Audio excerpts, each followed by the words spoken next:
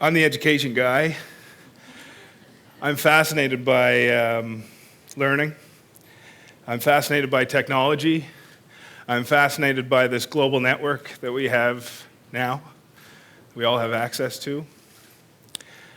I'm really fascinated about what it all means for learning in our school system. As a teacher in the public system, it's not always an easy thing. And working under any system, I don't think is easy. But I've been known as an early career teacher that says things. And sometimes that gets me in a little bit of trouble. But I'm comfortable with that. And over the last couple of years, there's been some momentum. And so I feel more confident saying things. These ideas, these technological tools that we have, they're everywhere. And we need to start using them in our schools. Things that we're using in everyday life, we need to start using in our schools. I'm not a digital native. I didn't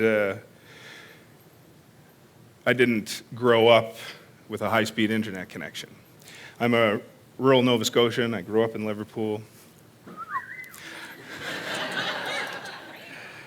Although I grew up in a household where everything was provided for my sister and I, my mom and dad worked very hard to give us everything we could have ever imagined, every experience, every piece of exposure that we could possibly want or taste, music, art, all of it. I didn't have an internet connection. We had computers in the house. I remember my Atom computer with a cassette deck in it where I was playing Zombie Machine, flying around, all this. But it wasn't really a computer that made me excited. It wasn't the box. I went away to Bishop's University in '97 after graduating high school. And my folks sent me away with my shiny new laptop, loaded with Windows 95.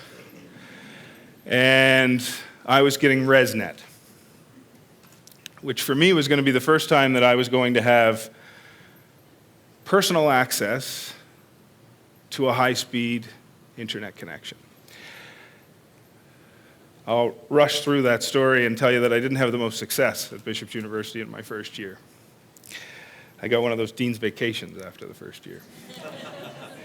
But I spent a lot of time learning that computer and connecting to that global network that was really beginning. And quiet nights in my res room, just pounding, asking questions to Google that I really couldn't ask to anyone else. I grew up in the Nova Scotia system, and largely like it still is now, everything's kind of packaged and easy, and it's easy for us to kind of use the tools that don't have any unknown. And I'm not a guy that deals with text very well. Not texting, but text. I'm not a strong reader. I'm somebody that finds it very difficult to pull print from a page.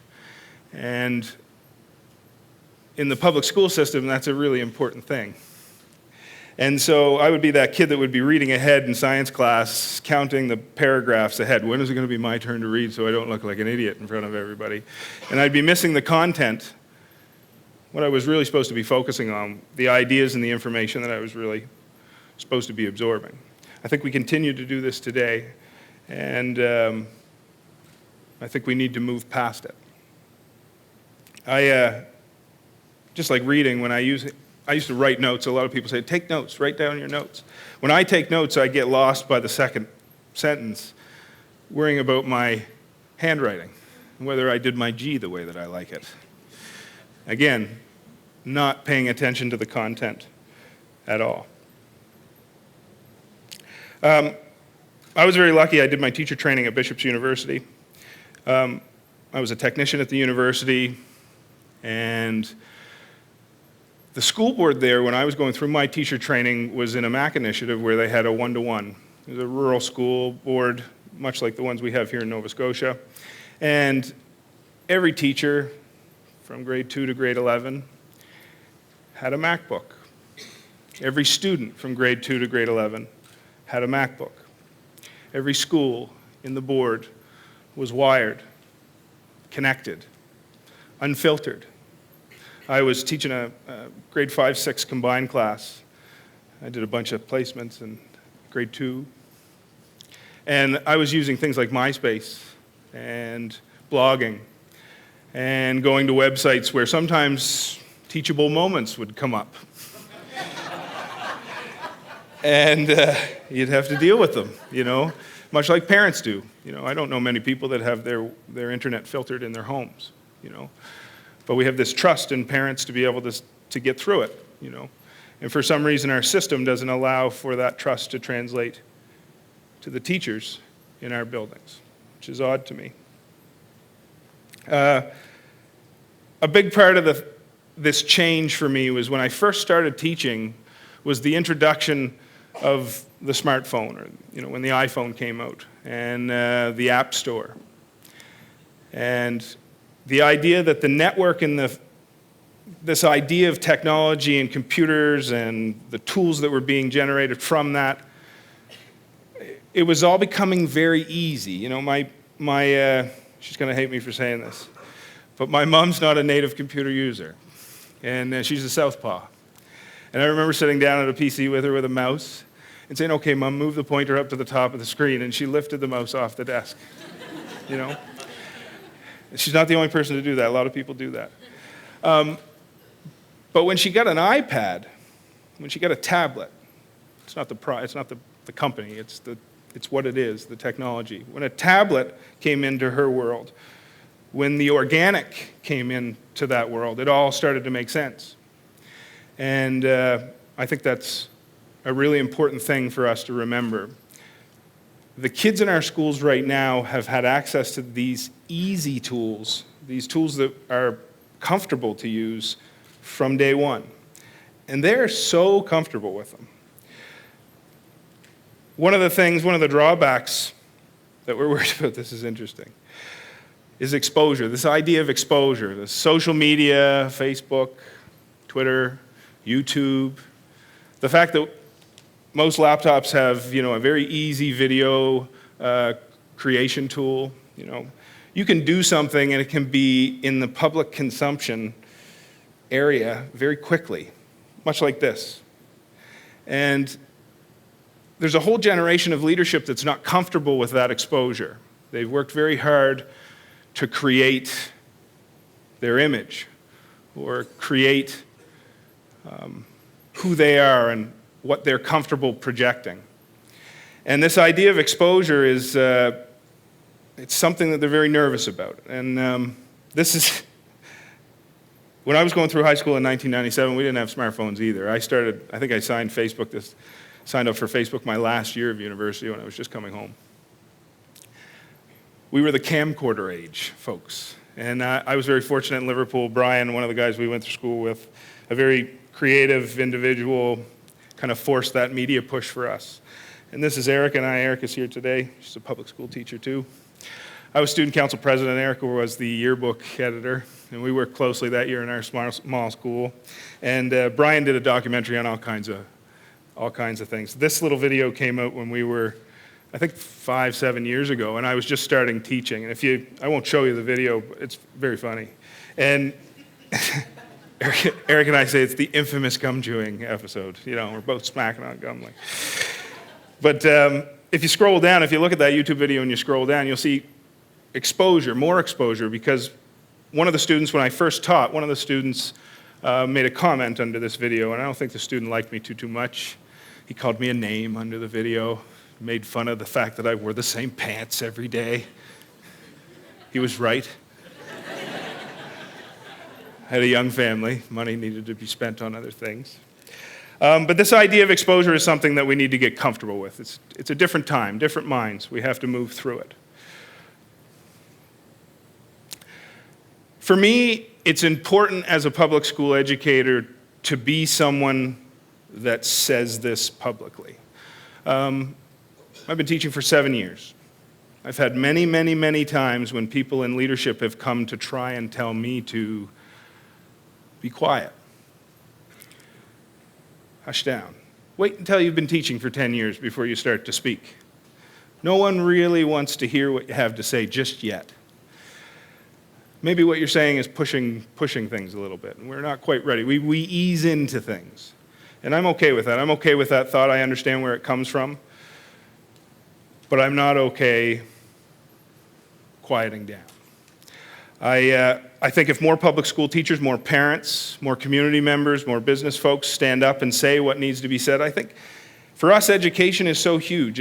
All the things we've talked about today, education, it's the foundation of all of it. We all go through this 13-year period where we're in these schools. And I really think it's important that we maximize those 13 years, for the new generation, and then some, you know what I mean? Because you're going on to your undergrad, you're going on to grad school, you're going into trade school, you're going to professional school, you're traveling, you're experiencing. You need more, High school doesn't do anything for anybody in terms of career.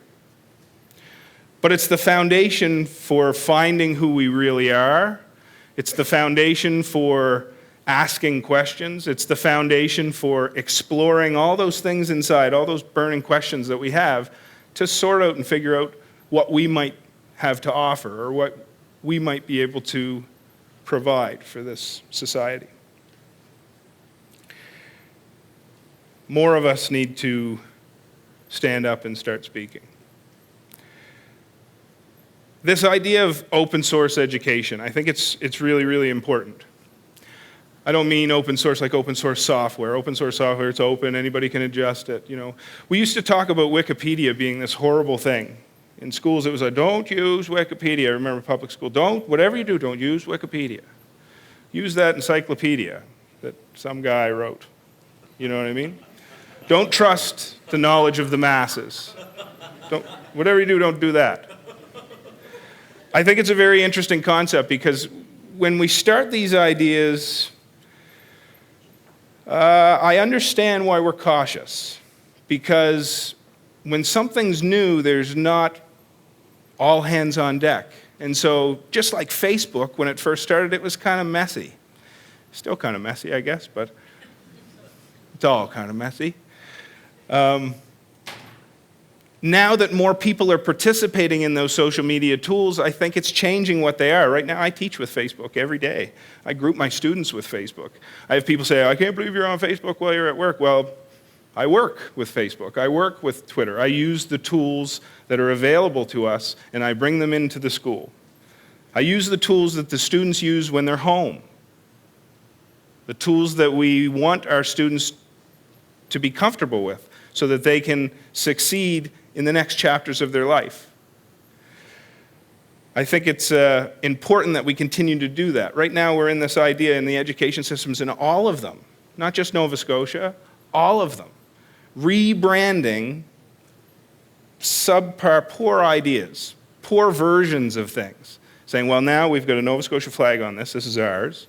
We took a whole bunch of teachers to Halifax for the month, and they made a really crappy version of something that's available. And now we're going to make everybody use it, and it's not going to work well, and we're going to frustrate people and wonder why they don't want to continue. I'd like us to stop doing that.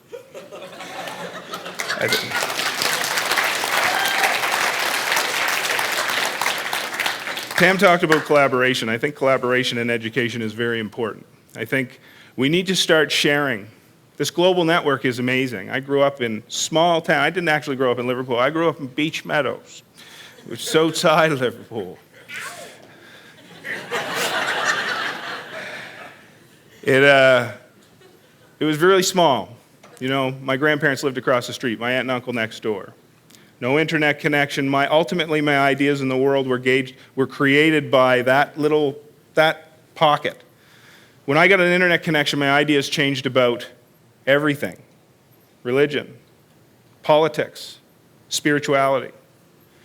It's that openness that we have access to now that's going to change all kinds of things. I don't even think we know where it's going to go.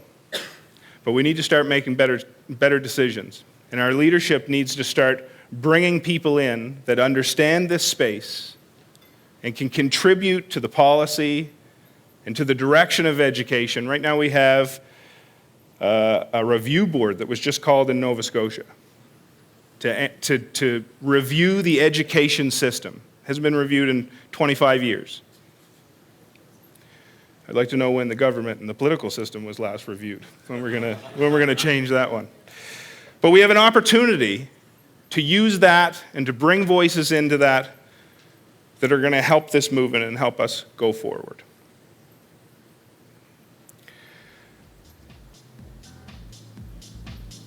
When we first started, when I first came home,